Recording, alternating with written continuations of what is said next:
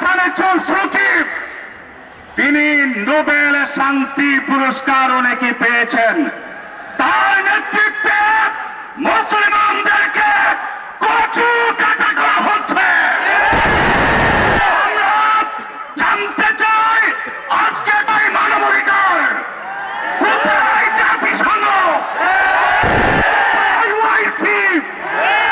আমরা পরিষ্কার বলছি, মুসলমানদের রক্তের লাল রং লাল, এটা আমরা জানি, কিন্তু মুসলমানদেরকে যদি এইভাবে নিধন করা হয়, মুসলমানদের অধিকার তারাই যারা মুসলমানদেরকে হত্যা করছে তাদের রক্তের লাল সাদা কিনা তা দেখব। আমার ভারত, আমরা একজন মুসলিম রমণীর ডাকে হাজ্জাজ বিন ইউসুফ 3 দিন ঘুমাইতে পারেন নাই। তিনি 3 দিন পর হিন্দুস্তানে সৈন্য প্রেরণ করে ঘুমাতে গিয়েছেন, বিশ্রাম নিয়েছেন।